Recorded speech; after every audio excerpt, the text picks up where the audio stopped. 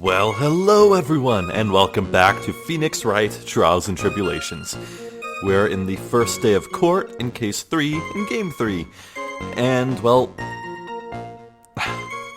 Gumshoe here, he said we would be working together to unveil the truth, but he's not really too much of a big help here. He's a very, very tough nut to crack here in the witness booth. And we can barely get anything out of him that works in our favor. So, let's continue on with the testimony, and I think we'll be due for getting another witness in the stand this episode. Right. The crime was reported at 2:25 p.m. by a kind of scary old man, sir. Poor Maggie had passed out from the shock. Must have been real tough for her. The victim didn't have any identification on him, but we figured out who he was pretty quick, and then the investigation went smoothly. When Maggie was searched, we found a lottery ticket and the bottle of poison. And that was it. There was nothing else missing from the crime scene. Okay. I see 2 points of interest. First is how they identified the victim. Maybe we've been under the wrong assumption of that he's Glenn Elg in the first place. But we'll have to press that and see. As for nothing else was missing from the crime scene, let's see. Yeah, the sports paper was wedged behind the stand, but yeah, we can definitely point that out.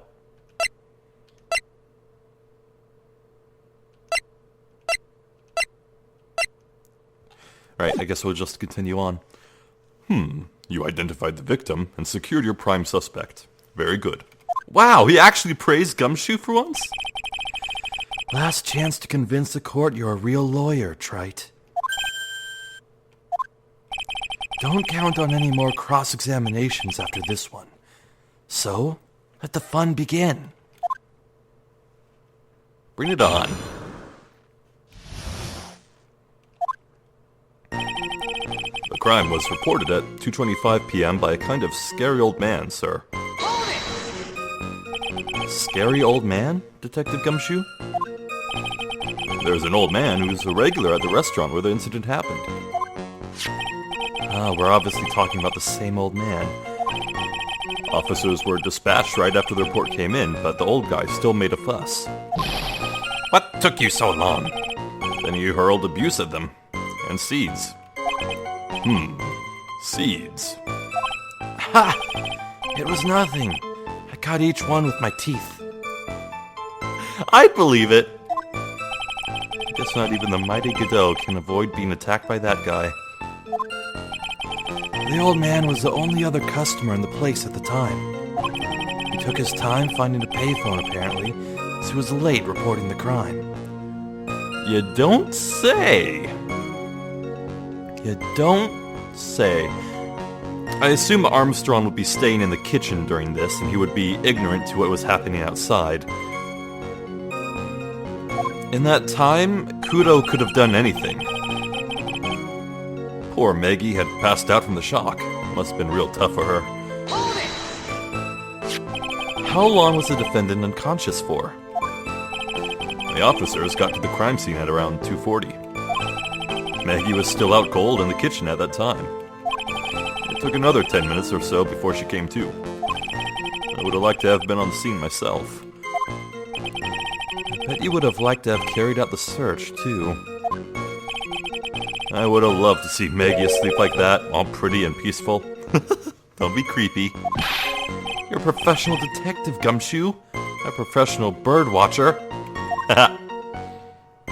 Now, it's funny because, like, back a few decades ago, women were called birds, right?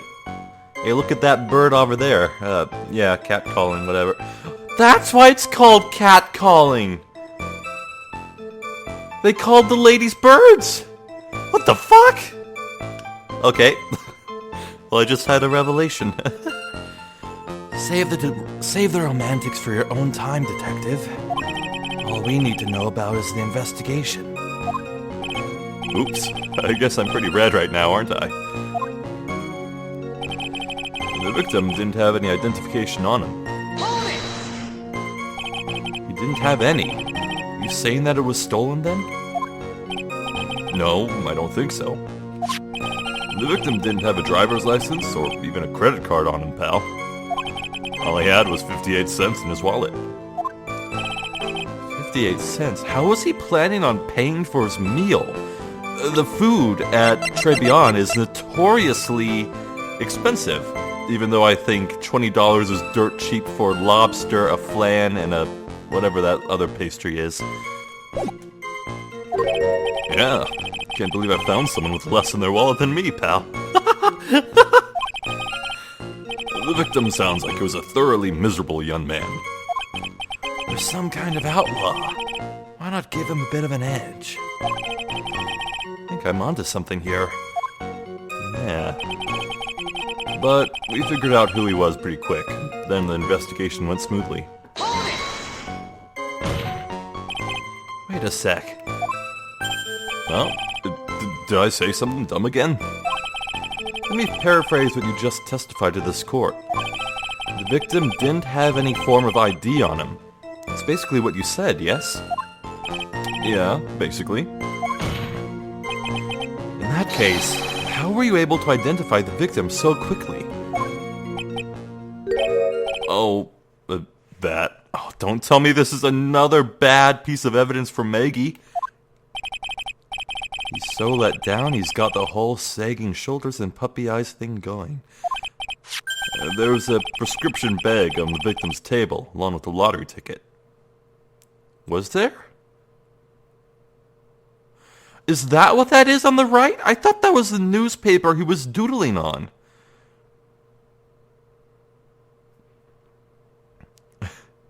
The text on the bag seems to say GLTNBLG.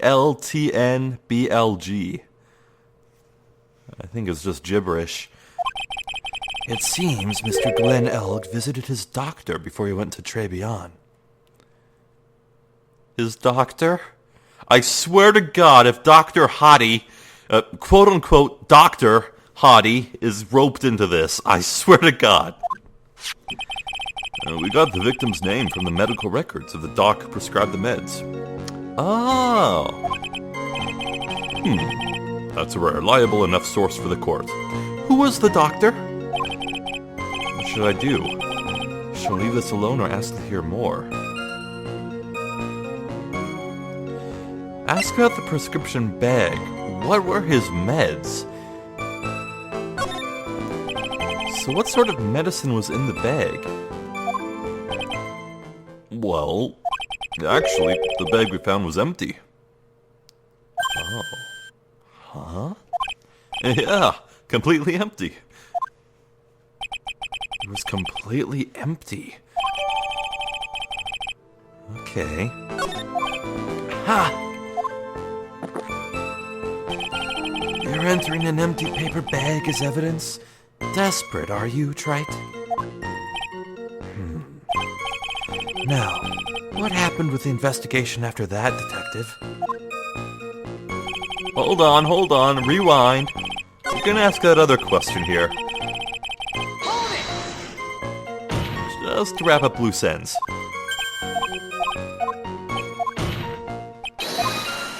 Skip, skip, skip. Skippity, skip, skip, do. Oh. Okay. It's not even letting me ask other things, so I guess it was just a nothing. Asking about his insurance.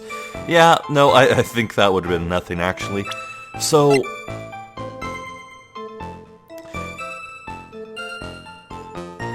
the fact that this is the victim's bag is an assumption.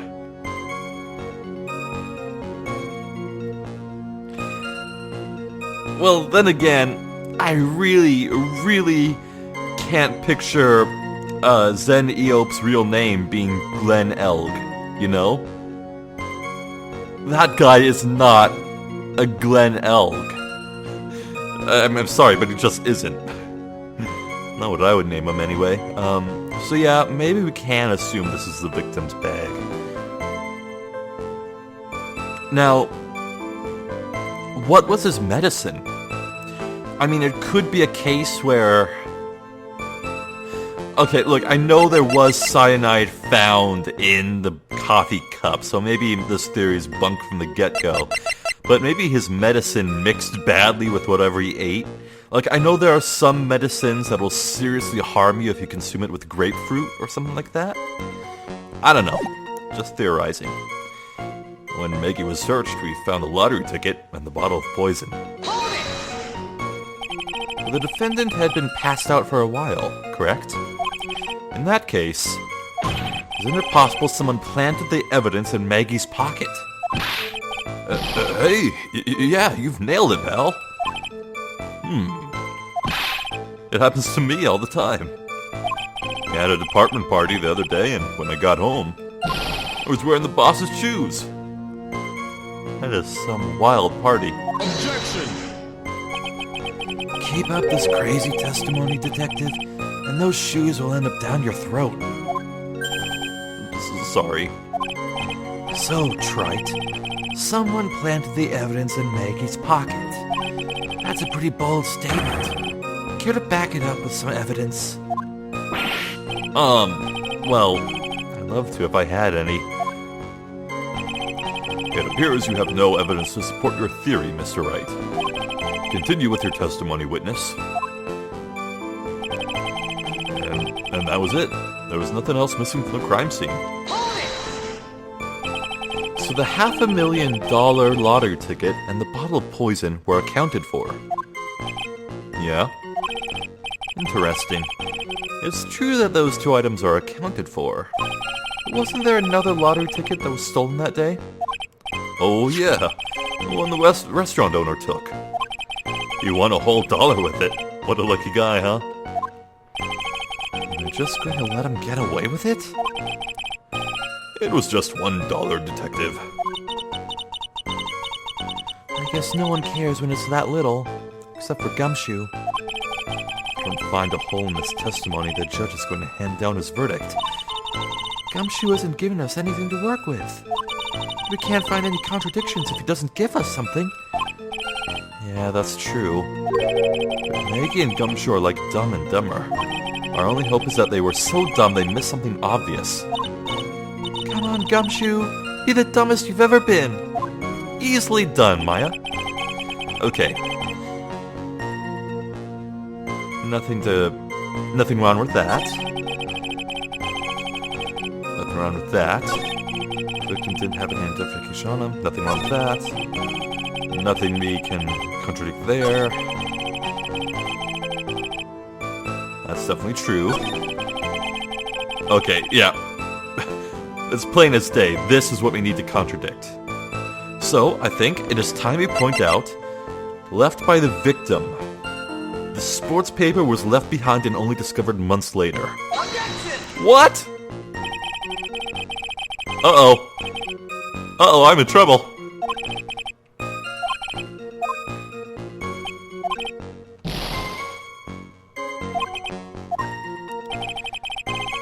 Okay. What else could be missing?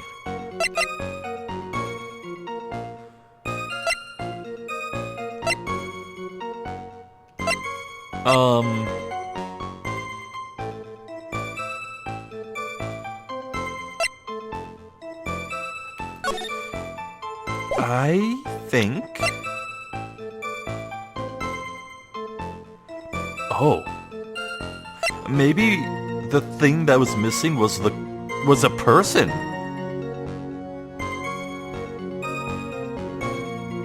Hold on.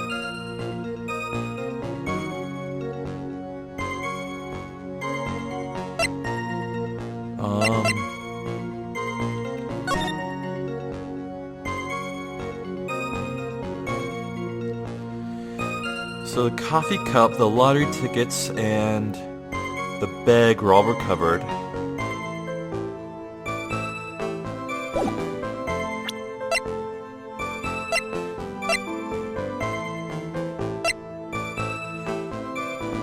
Maybe I could say, hey, the witness, Kudo, wasn't there at the time? Was Intrepid at the time of the incident? Hold on, let me reread everything here. Oh wait.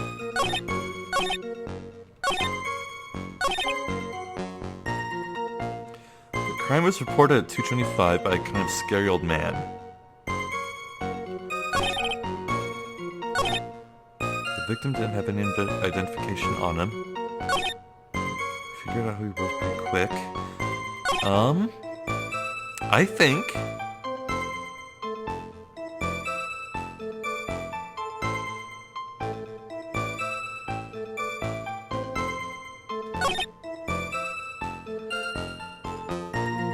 Gosh, what could it be? I kinda want to say that Kudo was missing, but... I don't know, maybe the implication that he was questioned there at the scene is implied. And they don't have to say it out loud. It's not the sports paper. It's not the job listing, obviously, that's from months later. The lunch special is not relevant at all. Scooter's not relevant. The autopsy report isn't what we want. The floor plans, no.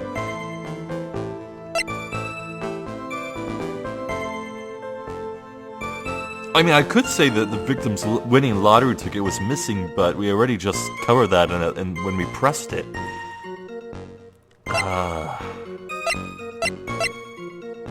Okay, I'm gonna say Kudo.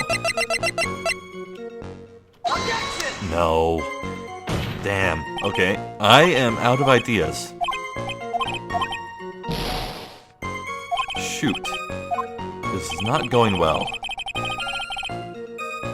Okay, maybe I take another look at everything said with a new lens. Maybe I can't rule these out so soon. Maybe search, we found the lottery ticket in the bottle of poison.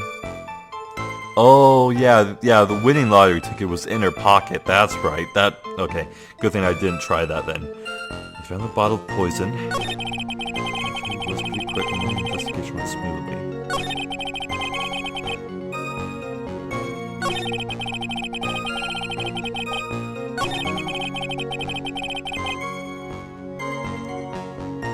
Okay, let's run down every item that Glenn Elg and whatever Zen Eop's name was, what would they have brought into the store? Okay, so Glenn walked in, he sat down, he had the lottery tickets out in front of him, and he was doodling in the newspaper. Then he got, the Zen Eop guy walked in, sat across from him. Maggie delivered their coffee, or just Glenn Elg's coffee.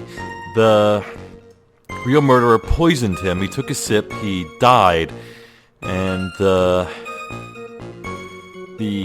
real murderer stuffed the evidence into Maggie's pockets, and then he left. Is there anything that the murderer would have taken with him?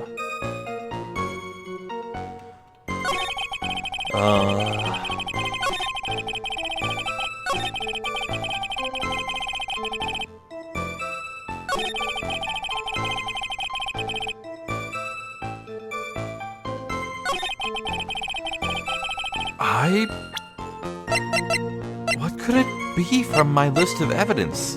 I genuinely don't know. Is it the job listings? No, surely he wouldn't be looking for jobs months ago. I mean, he wouldn't be in the present day sitting at that park looking for jobs in an ancient magazine. You wouldn't have kept it from that day. That's definitely a new magazine. It's not the lunch. Couldn't be the info about Jean's loan contract. Jean, I don't know how to pronounce that. What is it?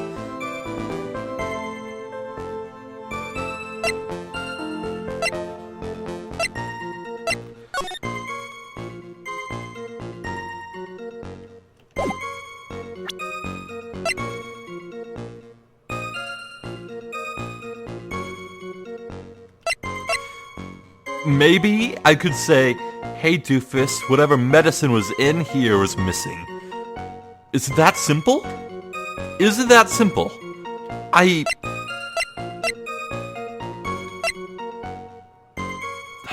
Fine. I think this is my last shot. After this, I genuinely don't know what it could be. I hate this game so much. God damn it.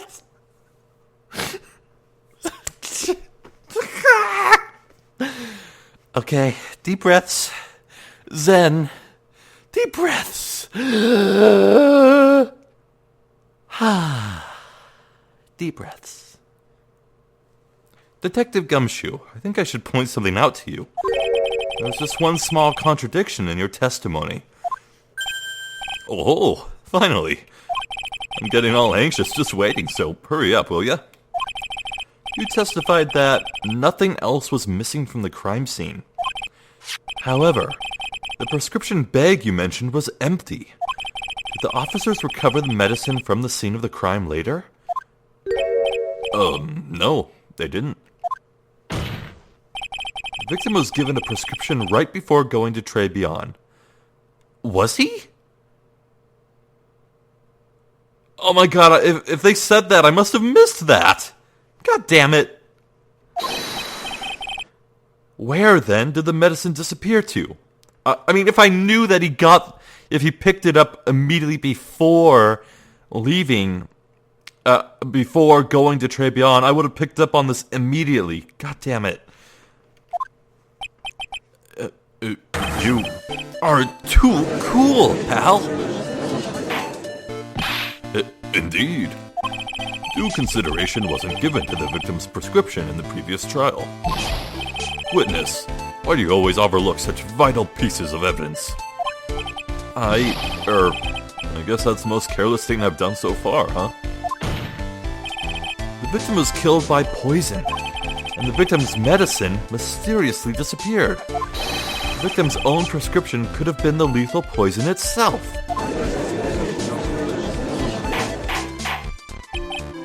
Order. Well, Mr. Godot, what do you have to say to that?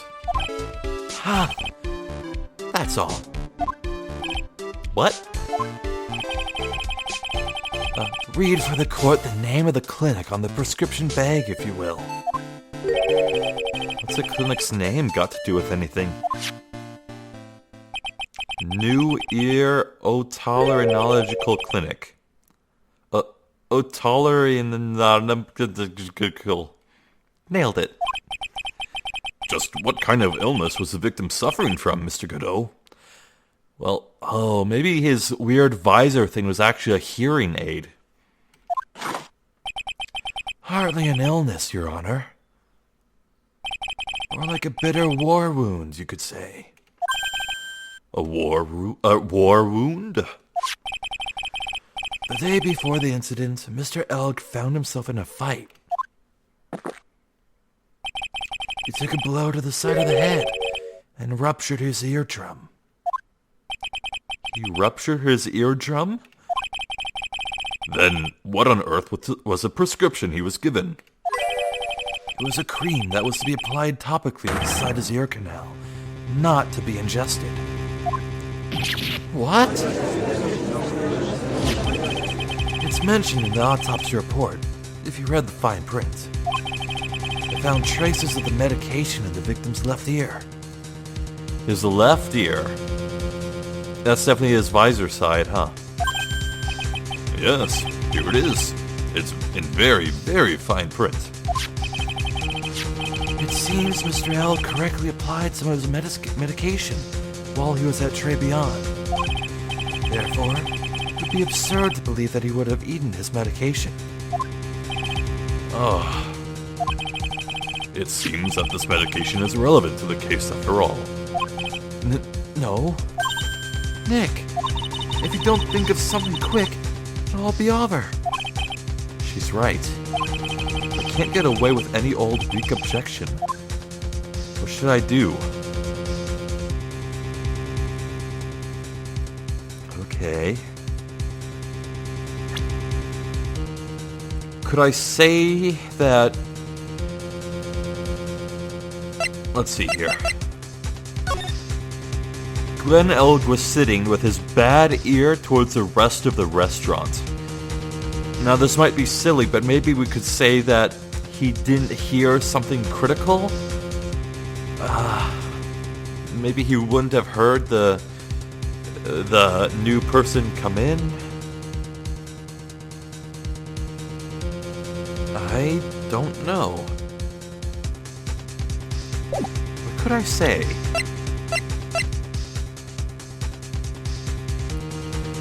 What could the bloodstain be from?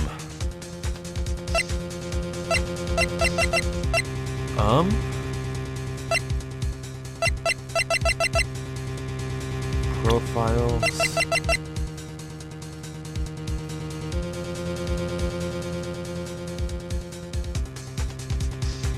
Wait.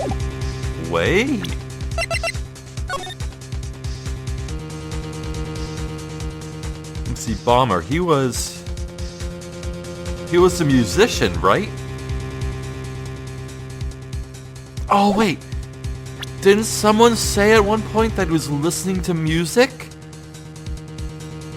Yeah, the radio. He was listening to the radio. Yeah, he was listening to the radio. That's right. Where's that in evidence? We don't have it in evidence. The testimony of Kudo, though. Kudo told us, I think, or maybe it was Maggie herself or even Armstrong, but someone told us that Glenn Elg was listening to the radio and shouted, "Yes, I won," or something at his numbers. Okay, push the medication issue. Only moments ago, Mr. Godot made the following statement. It seems Mr. Elg correctly applied some of his medication while he was at Trey Beyond. If that's the case, then why was the medication not found at the scene of the crime? Oh. That's also a perfectly valid thing. Okay. But the medication in question was for topical use inside the ear canal. Objection! Doesn't change the fact that it could not be found at the crime scene. However insignificant it may seem, it's a lawyer's duty to pursue the truth. Objection! You know as well as I do that the medication is irrelevant. It hardly seems likely that a prescription drug would contain potassium cyanide. Objection! It hardly seems likely that the coffee the waitress served would contain it either. But it did. The possibility is undeniable. That's enough. Mr. Godot, is the detective the only witness the prosecution wishes to call? Mr. Godot? I've got my own witness I'd like to call, sir. It's the old man who was there in the restaurant on the day of the murder. Victor Kudo, the pigeon hater. Very well. The matter of the disappearing medication seems little more than trivial at best. However, it wasn't explored at all in the previous trial, and that is something that bothers me. Yay! Good job, Nick. The court will adjourn for a 10-minute recess, after which we will hear the prosecution's next witness. Ha! I suppose this means I'll just have to finish you off in my last 6 cups. Court is adjourned for recess. All right. Yeah, I do think it was Kudo who said the stuff about the radio. Okay, I actually have a weapon here. I'm going into this with a weapon. Good. Phew, that was close. Tell me about it. Nearly died in there. That's my line, sir. No, it's my line. I think I really did die a little bit. Looks like we all nearly died in there. I can't believe Detective Gumshoe. How could he betray us like that? Huh? He said he'd help me, but he totally set me up. I don't think he meant to do that, Maggie. He was backed into a corner. I mean, the guy's got to do his job, right? It's okay. I know all about lies and betrayal. I've had them my whole life. But it really hurts this time. It felt like someone punched me hard in the stomach. I hate that guy. I don't ever want to see him again. Poor Gumshoe. So the next witness is going to be that old guy from the park, right? Yeah, Mr. Kudo. Lover of waitress outfits and projectile seeds. I bet he's gonna be really stubborn. I mean, he's pretty set in his ways, you know? Oh, don't worry. Just get Mia to channel into Maya's body and we'll be good. Yeah, he's a big old grouch. Are you going to be able to handle him, Nick? Yeah, I can take whatever he throws at me. Even those never-ending bird seeds.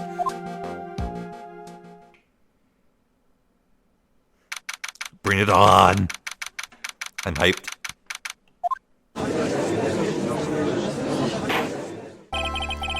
Court will now reconvene for the trial of Maggie Bird. Mr. Godot, your next witness, please. The prosecution calls a lucky old-timer who caught the show over a cup of coffee. Will the witness please take the stand?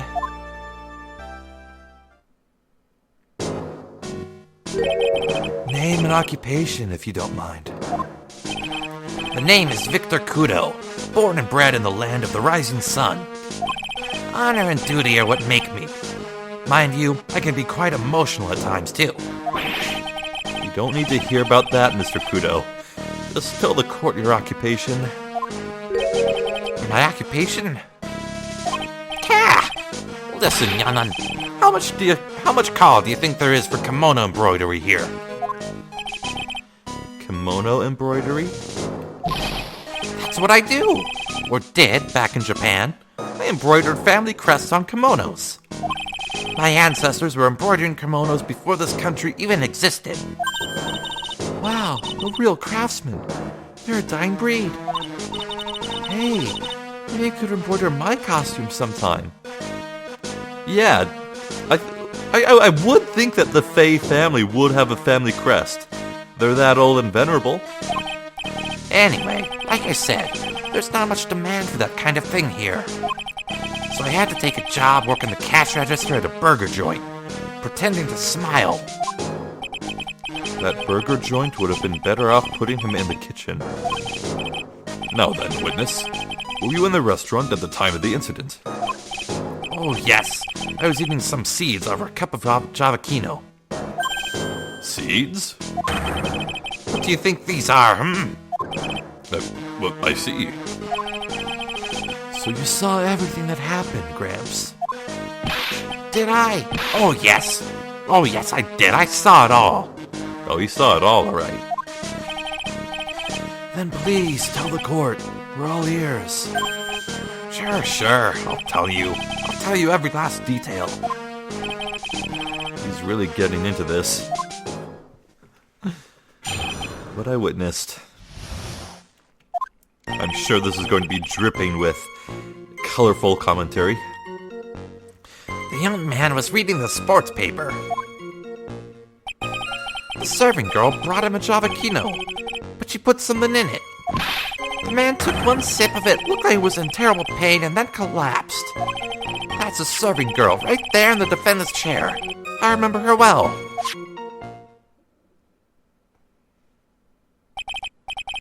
Mr. Kudo, she is not a serving girl. Please refer to her as a waitress. Ah, you're as bad as the rest of them. All these newfangled words. What's wrong with old-fashioned ones, Newfangled? All this talk of radios and glasses. It's wireless and spectacles, I tell you. Excuse me. Listen to me, everyone. Don't forget the old values. Don't let them good old days slip away. Well, I think it's time to begin the cross-examination, Mr. Wright. Yes, Your Honor. This guy. The young man was reading the sports paper. So you saw the victim then? You saw Mr. Glenelg? I wanted to know if Guts and Brawn retained his championship or not. There's looking at the sports paper the victim was reading, huh? At the location in question, there are partitions between tables on the same side of the restaurant, right? So what if there are? If you say that you could see the victim, that means you were sitting at a table on the other side of the restaurant, correct? Kah! I go to that place to drink Javachino. I don't go to sit. I don't remember which table I was sitting at. You go there to eye the waitress. The serving girl brought him a Javachino, but she put something in it. Hold it! Mr. Kudo, that is a very grave accusation. Are you sure about what you saw? Victor Kudo never makes mistakes. I dot every T and cross every I. I see. My eyesight's fine. The doctor said I only need spectacles for reading and driving. But his eyes are only really fine when he's scoping out a waitress. And I saw what the serving girl put into the Javachino as well. But I know what's coming up and something tells me I'm not gonna like it. The court needs to know. Your Honor, we need more clarification on what was put into the victim's coffee. I'd like to ask that the witness add what he knows about this to his testimony. I agree. Witness, will you enlighten us, please? Sure. There's no question about it. She very conspicuously put some white powder in there. White powder. Hold it! Did she really put that into the coffee? You doubt me, boy? She took some out of a small brown bottle and sprinkled it in. Ew. I was gonna say it could have been sugar, but small brown bottle, there it is. Couldn't she have been adding sugar? Yeah.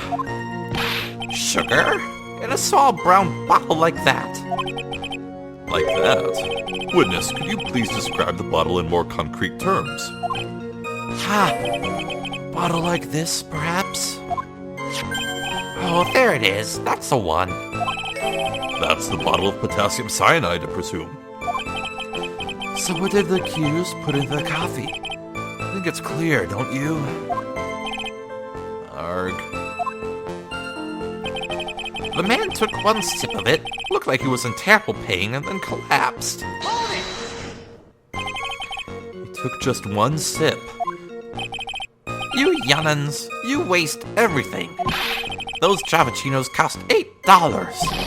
In the good old days, we would have drank every last drop, eaten the cup, and then died. Congratulations. You've earned the title of baddiest man to grace a courtroom. So it was an immediate death. Well, with potassium cyanide, I suppose that is possible. Oh yes, he slumped over without so much as a twitch. I felt the Javachino I just drank turn sour in my stomach. Oh yes. Oh. Oh yes, I know that feeling. Do you, Godot? Do you? And the waitress? I presume she is... That's the serving girl right there in the defendant's chair. I remember her well. Hold it! You said, I remember her well, in reference to the waitress. Does she have any particular features that you can identify her by? Yeah. Particular features? It's disgrace, that's what it is. Sorry? You can see all the way up to her... you know. She's practically naked in that uniform. Objection! So a particular feature you recognize about the waitress is her outfit. But anyone could wear just such a uniform. Even me. Mr. Wright, please spare the court of any further mental anguish from that image. Don't get all excited, Nick. You've got to keep yourself together. I guess I got a bit carried away. There are other things I recognize about her, too. Seems pretty sure of himself. What should I do? The court needs to know. Sure, you saw a waitress take the coffee over to the victim. But what matters is whether that waitress was Maggie Bird or not. Quite right. Mr. Kudo, these other features that you recognize about the defendant, I would ask that you add them to your testimony. Sure. There was a ribbon in her hair, and her apron straps were loose. Facial features, man. Facial features. Let's see.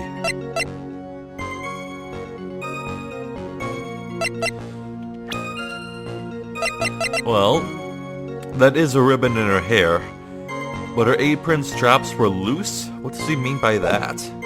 Hold it! You do seem to remember several details about her appearance. But what about the most crucial detail of all? Her face. Gah! As if I wouldn't remember that. Objection! The witness notices straps on the accused's aprons. He's unlikely to make a mistake about her face. That's right. I can even tell you the color of the ribbon in her hair. It was red. So you see, there's nothing wrong with the witness's eyesight. There's no doubt he remembers the waitress pretty well. I mean, I would call that orange, but what should I do? I get the feeling there's something more to this somehow.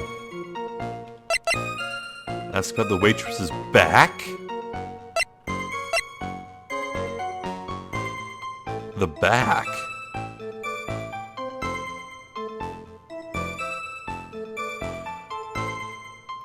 That's so out of left field, I kind of feel like it has to be it. The identifying features you described are all things you witnessed. All things you would see from the back. Yeah, I could see this being the Zen Eop guy with his hair down. Maybe. I don't know. So what? Is it possible that you never saw the waitress from the front at all? Objection! Ha! He's got you there, Gramps. People normally talk about facial features when they're asked to describe someone. But this witness's testimony is nothing but straps and ribbons. This is harassment. I tell you, I'm not obsessed with straps or ribbons. I'm just telling you what I saw. Mr. Kudo, the court requests that you add details about any identifying features. Features you observed from the front, that is, to your testimony. Sure. This old man's testimony is getting longer and longer. But if I can't find a hole in it soon, it'll get even longer, I bet. There wasn't anything that caught my interest about her when I saw her from the front. No?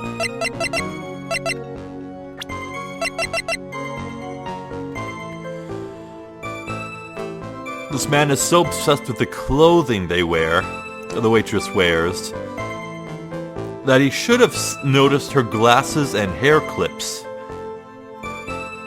Okay, we'll press this first.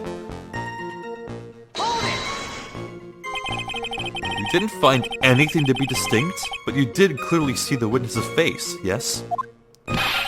No questions about it. I didn't come this far to back down now. Victor Kudo never backs down. It's not the answer I was looking for, but okay. Okay.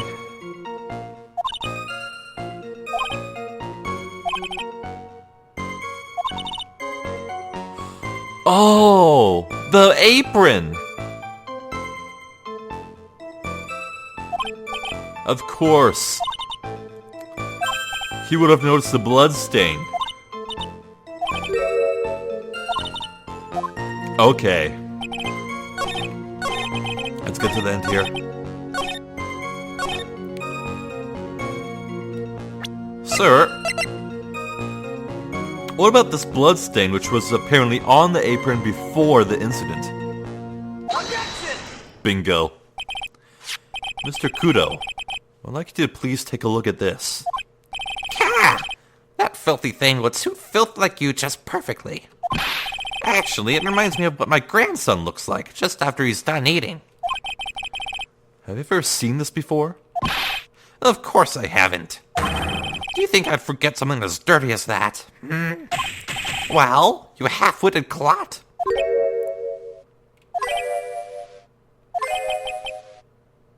The whole court knows. What? What is it? Ever since I said, you half-witted clot, there's been an eerie silence in here. Mr. Kudo, this apron is the apron worn by the defendant on the day of the poisoning. Huh? And as you just said yourself, you wouldn't forget something like this. Which means, if you had really seen this apron before... Yes, you know what I'm getting at. You couldn't have possibly seen the waitress from the front. Oops. Witness. You can't just say oops your way out of this. Ha! Well, well. Looks like we finally have a genuine trial on our hands.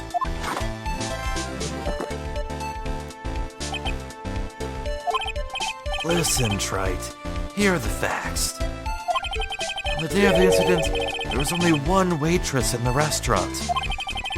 That being the defendant, Miss Maggie Bird. Exactly. And when that one waitress put the poison in the coffee cup, this old guy was watching. I hope you understand the gravity of the situation, Mr. Kudo. The fate of the defendant may rest on what you say you remember seeing.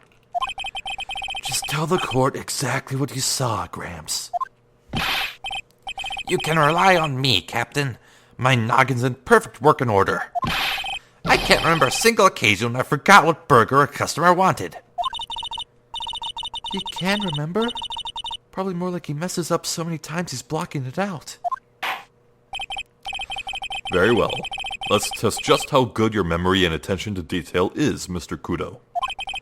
Tell us what you remember about the victim. Okay. About the victim. He was another of those pesky young types, wearing a broken pair of spectacles. Ah, that would be the half visor thing. He had a newspaper in his right hand, and the noisy brat kept rustling its pages. The young man was listening to the wireless. I remember that well. Okay. So it would keep his left hand free to operate it, meaning he was listening to it from his left. Gotcha. Then the serving girl in question brought over the Javachino. Little Fidget picked up the cup with his free hand and took a sip. His left hand. The testimony we have just heard was to test how credible the witness's memory is. It seems to me that he remembers the victim in a great deal of detail.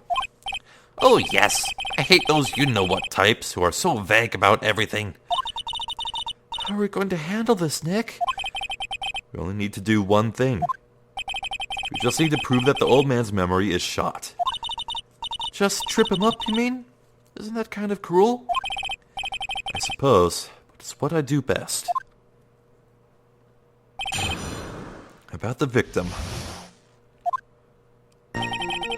He was another of those pesky young types, wearing a broken pair of spectacles. Spectacles? Dark glasses to you. One of those lenses was green, but the other was broken. Newfangled rubbish. That's why I remember him so well. He could have some kind of lens over his left eye. That's not green. That's blue. I mean, I guess you could say it's like kind of sea green, maybe. I would have called it a pair of glasses. He seems to have been wearing some rather modern-looking shades. Perhaps I should take to wearing some and rival Mr. Godot's sharp appearance. Better come up with something sharp and quick. Guess I'll wait and see if I should challenge him about the spectacles. He had a newspaper in his right hand, and the noisy brat kept rustling its pages. The newspaper was a sports paper, was it? That young hooligan, I nearly asked him, can you even read without fidgeting? How was I supposed to be able to read the back page with all that rustling going on? I needed to find out if Gutzon Braun obtained his championship title. It was his paper, not yours. If you wanted to know so bad, why didn't you buy your own? What are you looking at me like that for? How dare you? Ow! Ow! Gutzon Braun got beaten yesterday, by the way. Anyway, The young man was listening to the wireless. I remember that well. the wireless? The decadent young rascal. In my day, it was one or the other. Read the paper or listen to the wireless. Oh boy. And using an earpiece. It's selfish, that's what it is. I was straining my ears, but I couldn't catch any of it. Was he that desperate to listen to the radio? What are you looking at me like that for, How dare you feel sorry for me? Ow. Ow. Then the serving girl brought out the Javachino. You mean the waitress, who you only saw from behind, right? You're one of those, aren't you? You've never let anything go, isn't that right? Maybe. What does it matter if I saw her from the front or from behind? Ow! Ow! Better not push it until we've got some hard evidence. The little fidget picked up the cup with his free hand and took a sip. His free hand. Yes. Which hand was that? Weren't you listening before, cloth ears? I said he was rustling the newspaper with his right hand, didn't I? If his free hand wasn't his right hand, then which hand was it, you moron? Ha! Perhaps the great Mr. Tried has 3 hands. Yeesh, I was only asking. You need to gang up on me and treat me like a freak. The whole point of this cross-examination is to establish just one thing. That this old guy's memory has more holes than a slice of Swiss. Okay. Even the smallest detail. Okay. Well... the newspaper he was reading was later stuffed into the back of the shop, behind that stand.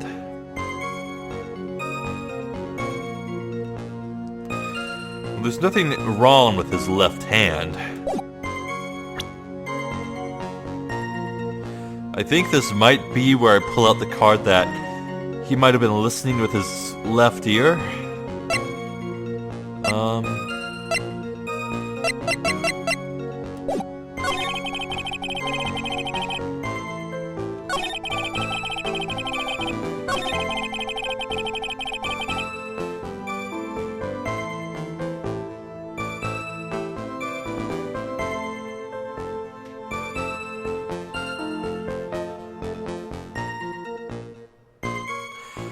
Maybe I could say that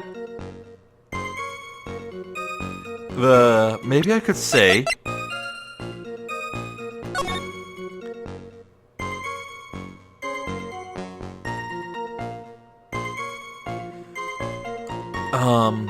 the guy was doodling on the paper and the doodles are on the left side of the paper. So it would have been incredibly uncomfortable to draw on it with his left hand. He would have used his right hand to draw on this, therefore his real free hand was his left hand. Wait, no, that's the same point. Oh well. Or I could just say that he was maybe holding this with his left hand.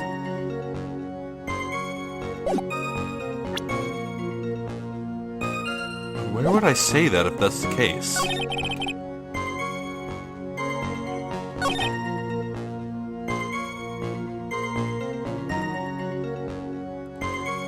Yeah, we definitely do know he had his radio.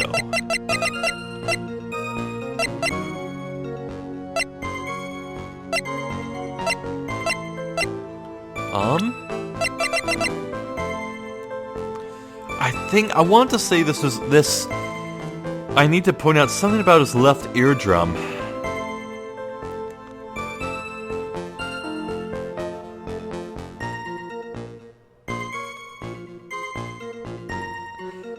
Is his visor his radio? I forget the detail. Are the glasses the radio? Because that's over his left ear. Why would he be listening to it from that ear?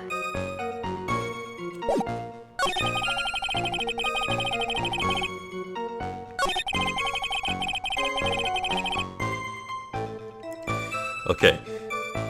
I can't deny that he's young, and he was definitely wearing the broken pair of spectacles, or the visor. I can't say anything that would deny that he had the newspaper in his right hand, or that he wouldn't stop wrestling it.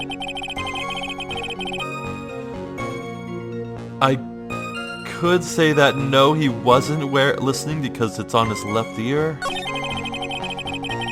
I can't question that the girl didn't bring over the Javicino. I don't think I can say anything about his free hand.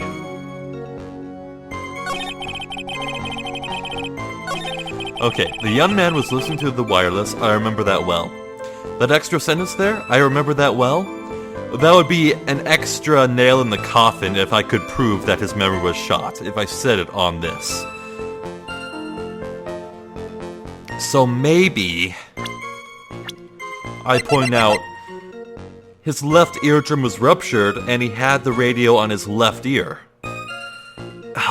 This is gonna be a Hail Mary. Yeah, I thought so. Damn it. Okay.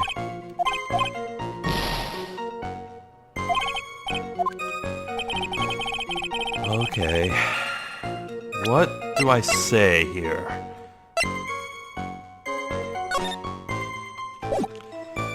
See bomber. No, not that. Wait. Oh!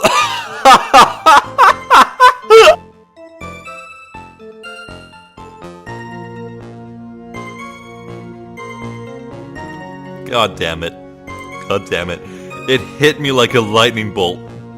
It hit me like a lightning bolt. The lip stain on the coffee cup. He took a sip from his right hand. Oh. Shame on me for overthinking this. Nope. Nope. No, he did not. Here we go. Mr. Kudo, do you remember what you were told at the start of this testimony? That this is a way of testing the credibility of your memory? I know. There's nothing wrong with my memory, I tell you. Nothing. If I got anything wrong, I'll eat these seeds and sing the pigeon song. Care to tell us where this is going, Trite? According to Mr. Kudo, the victim was holding the paper in his right hand, while drinking coffee with his free hand, which would make that his left. Kah! What is this? Kindergarten? I would like the court to please take a look at this. That's the cup the victim used, correct? Yes, and on the rim, you'll notice a mark left by the victim's lip. Yes, there is a stain left by the coffee. If you consider where that stain is, you'll clearly see that the victim was holding the cup in his right hand. But how? Well, Mr. Kudo, the court is waiting for your epic performance. You said you'd eat those seeds and sing the pigeon song.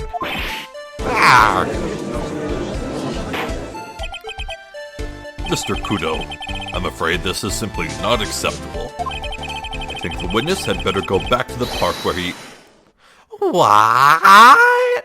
Oh, wait, that's wait, not what. Wait! If you think I'm going to stand here and listen to you tell me I'm mad, you're wrong. I don't care about that dirty coffee cup. I know what I saw. You still insist on your testimony? That young brat was holding the cup in his left hand. Oh yes, no question. I'm a good law-abiding citizen, I am.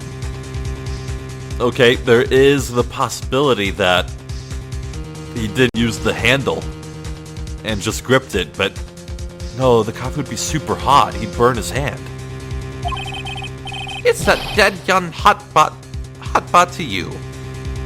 You spiky-haired yahoo who are at fault. Oh. Who, me? Thank you, old man. We've heard quite enough from you already. Don't call me old man, old man. Been around for 68 years, I have. You can't ignore me. Listen to what I've got to say. I'm sorry, Mr. Kudo, but... Sure, why not hear a little more? Mr. Godot? Well, this is my 16th cup of coffee. So this is your final stand. Thank you, Captain. You can rely on Victor. Left hand or right hand? Okay. I think I might have to go a little over time here, but I think this might wrap up today's day in court.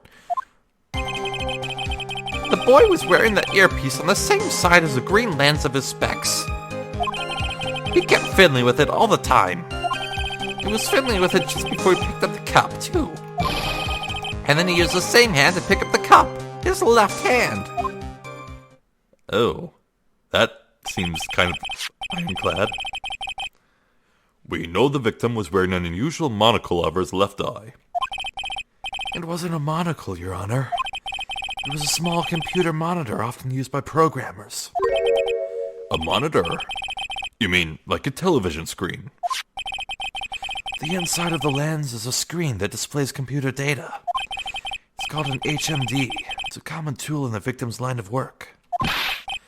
HD TV, DVD, CD. All these newfangled letters drive me mad, but they don't matter. I know what I saw, and I'm telling the truth. It's true. Doesn't seem to be lying. And those are the facts in good old black and white. Okay. Let's press everything. The boy was wearing the earpiece on the same side as the green lens of his specs. So the victim was wearing an HMD. Oh. And you're sure that he was wearing the earpiece on the same side? No question. I could only see that side of his head from where I was sitting. Well, that's pretty obvious if you look at the floor plans. From the opposite table, you'd only have a view of the side of the victim's head. He kept fiddling with it all the time. Oh, wait.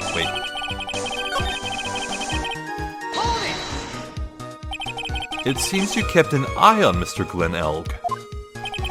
He was getting on my nerves.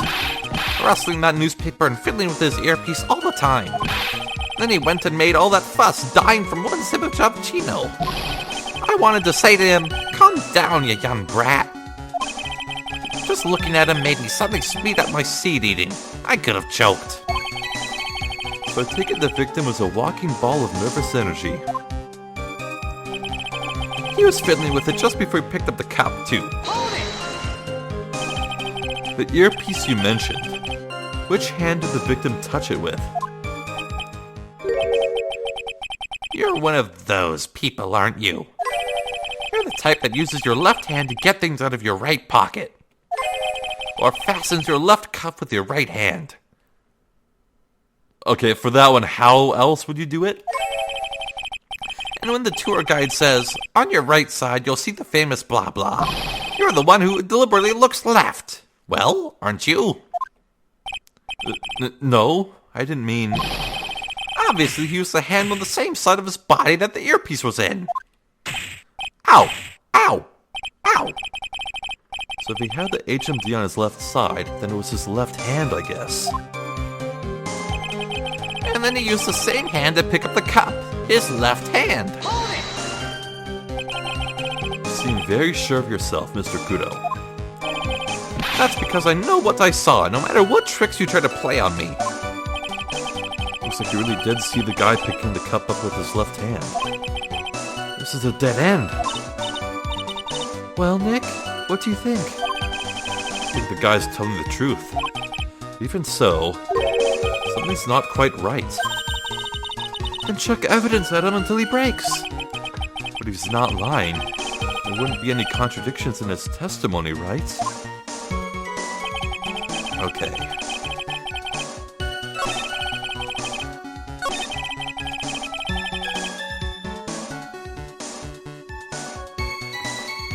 What in the world could I contradict?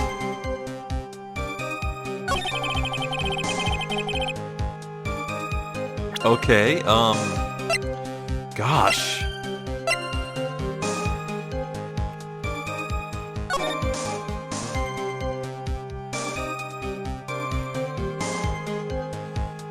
I want to say this is written with his his right hand, I mean.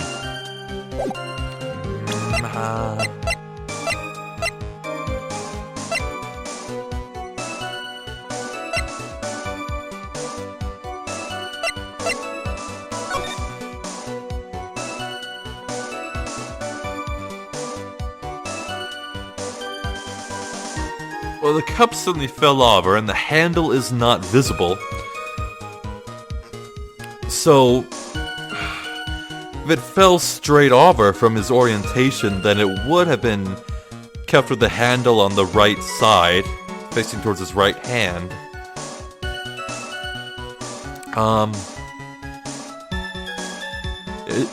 Wait a second. Is it just me, or is he wearing two different pairs of shoes? No, wait, I think I see the band on the left shoe.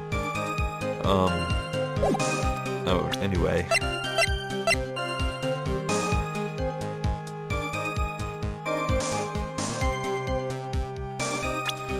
Do I say that... there's no mention of whether the HMD makes sound. It's just a visual thing, right? The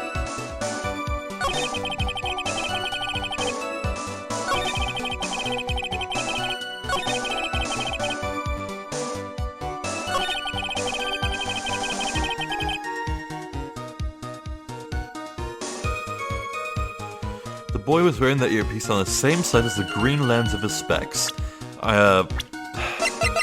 That's not green, but it's true.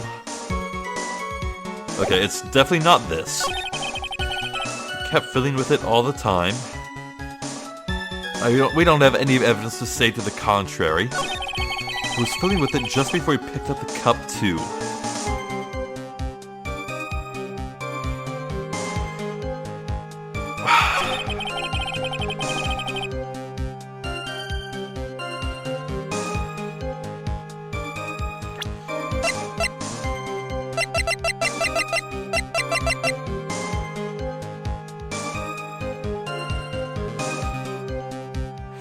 Maybe he wouldn't use his left hand because it was covered in the medicine?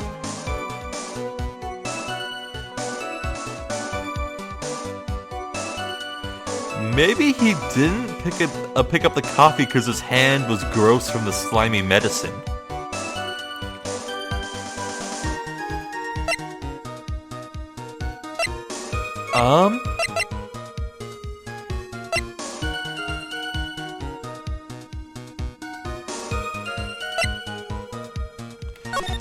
Okay. I don't know.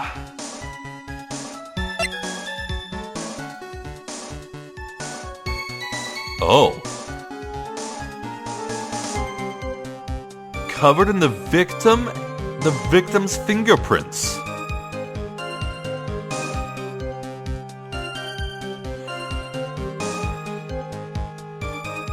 Do I use this again?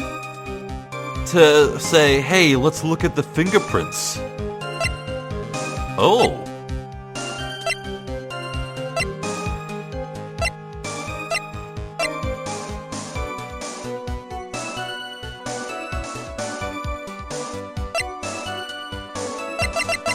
Yeah, maybe I do that. Maybe we point out the fingerprints. Hold on.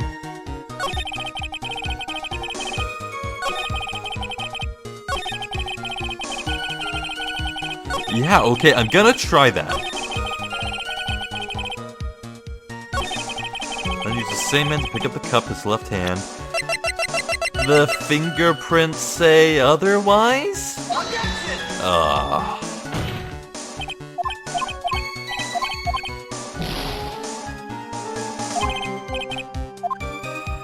Okay, given that I'm running overtime and I am on my last leg here, I think I need to look this up just to keep the train going, so... yeah, I'm gonna look it up. I'm sorry. Oh. This is kind of silly. Apparently the HMD... whatever the headset's called, it does make noise? On the first statement, the boy was wearing that earpiece on the same side as the green lens on his specs. I'm supposed to present his profile to point out that he had the left eardrum ruptured. Maybe it could be that pointing out that he wouldn't wear it on that side because it would agitate his ear just from the weight of it pressing on him. But okay, let's see where this goes. Not sure what the relevance of this is, but... Mr. Kudo, there was something very strange about your observations of the victim. What? You say he was wearing the earpiece on the same side as the HMD. No question. You can lock me up if I'm wrong. It was his left ear, without a doubt. I could only see that side of his head from where I was sitting. I don't think so. Well, what did you say? You're no doubt unaware of this fact, Mr. Kudo, but the victim couldn't hear with his left ear. His eardrum was ruptured. Traces of medication for his condition were found in his ear canal.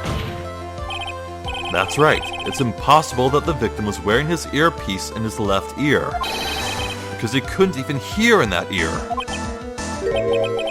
Is that true, Captain? It is. Pigeon. Pretty pigeon. I think you just sang the pigeon song. Order, order, order. This witness's testimony is completely unreliable. He only saw the waitress from behind. And he claims the victim was wearing an earpiece when we know his eardrum was ruptured. Well, Mr. Godot? A single drop of milk is all it takes to destroy the pure black magic in the cup. This old man is my drop of milk. Please never say that again. Captain, are you calling me a drip? This is the victim's coffee cup in which the potassium cyanide was found. The mark on the rim clearly shows that the victim picked it up with his right hand. I'll never back down. I know I'm right. The lad drank his Javachino with his left hand. Let me put you out of your misery. Clearly, the victim used both hands. He took a sip of the cup held in his right hand, and then switched to his left. That's what the old man saw.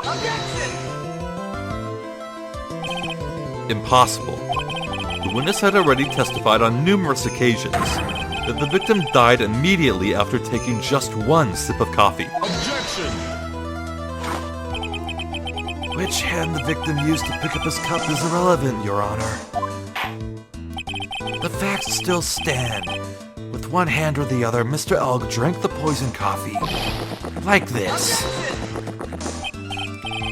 Sadly, Mr. Godot, that doesn't wash. The point of this testimony was to establish whether the witness's memory is credible. And the results are clear. The testimony given by this witness is useless.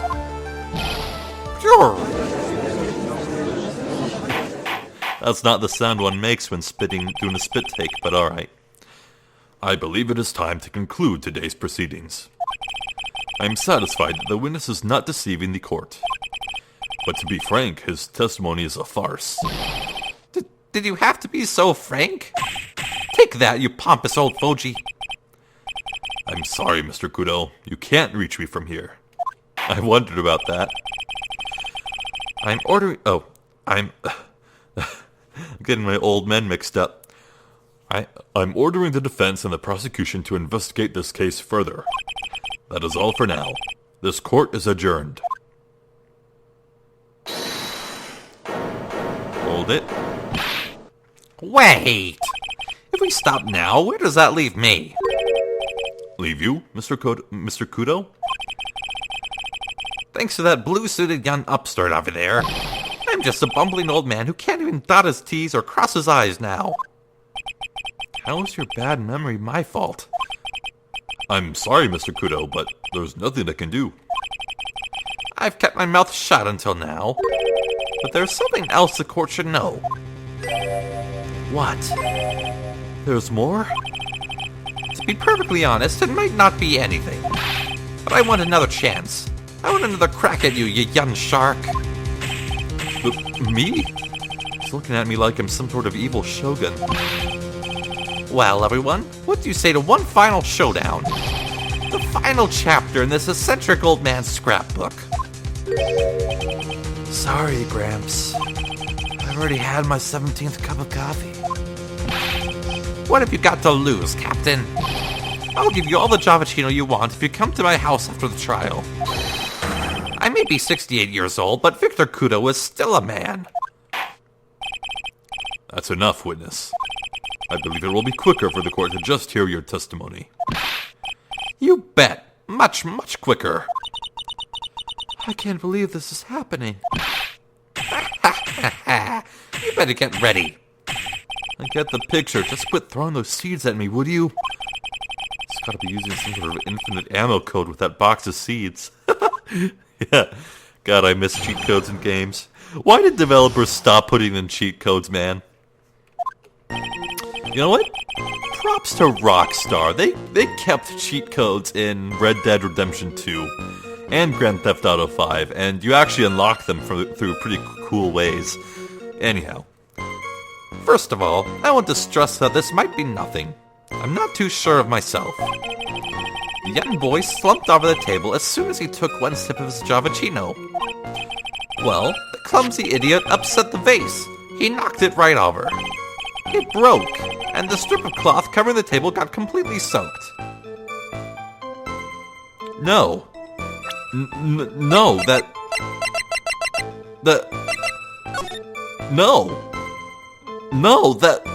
what? This is the worst lie in the entire series until now. No. Well, how about that? Turn things upside down, Not only is this immediately counterable, but it doesn't even change anything, even if it were the case. Is that all? Yes, that's all. I remember it perfectly. Eh? You're doubting me again? You're doubting the poor, defenseless old man? No, we are not doubting you, Mr. Kudo. Did you get the feeling there was a question hanging on everyone's lips, Nick? Yeah. So what? Probably. That's all I can think of, and I have to cross-examine this guy. You're a bird brain. That's why that's all you can think of. Very well. Mr. Wright, your final cross-examination, please. Yeah, no, I don't need to press anything. We're going right for the throat here.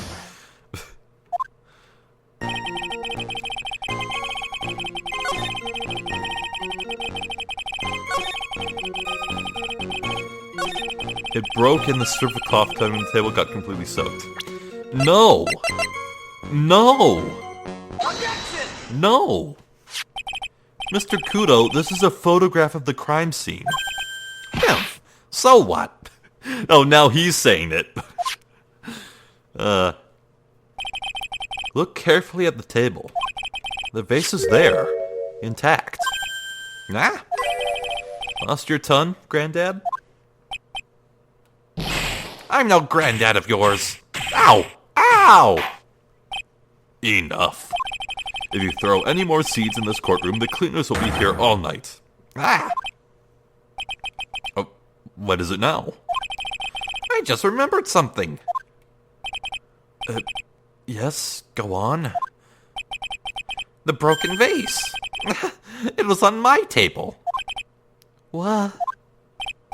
Oh, well, you see... It startled me when that young lad collapsed. So I stood up. That must have been when it fell over. The vase at my table, I mean. The vase on your table? Yes, it was on my table. And that's how my groin came to be completely soaked. Your what?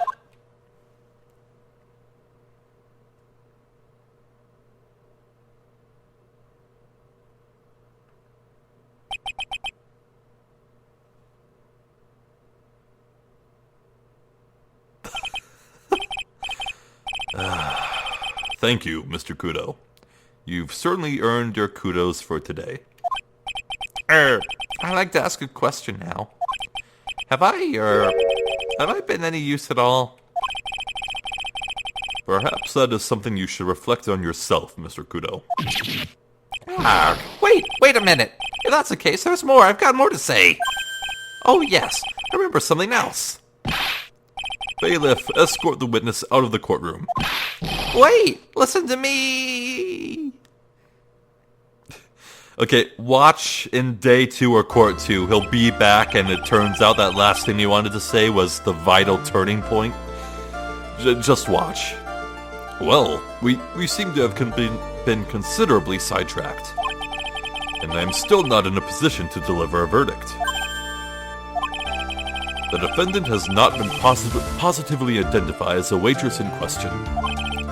Additionally, there are 2 disparities in the testimony we have heard thus far. The mark on the coffee cup that the victim supposedly drank from with his left hand, and the earpiece, which was inserted into his left ear, out of which he couldn't hear. Wow, Nick, you did it! I therefore require both the defense and the prosecution to further investigate the facts. Yes, Your Honor. There is one more thing before I call today's session to an end. One more thing, Your Honor?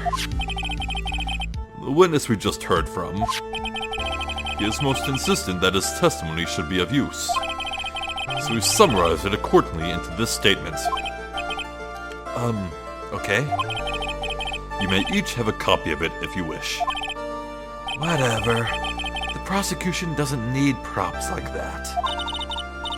Godot's really mad, huh? Yeah, I would be too. Very well. Here we are then, Mr. Wright. There are 3 copies. My own, yours, and Mr. Godot's. Yes, Your Honor. When the incident occurred, I broke the vase at my seat. I'm sorry.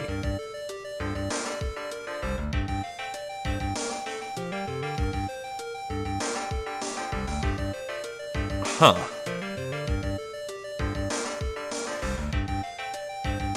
Interesting. I wonder how this could possibly be relevant. I'm sorry? This isn't a piece of testimony, more like a 5-year-old's apology. What the heck are we supposed to do with 3 copies? That is all. This court is adjourned. Huzzah, we did it! We'll have to get back our health next time around. Oh boy. No save.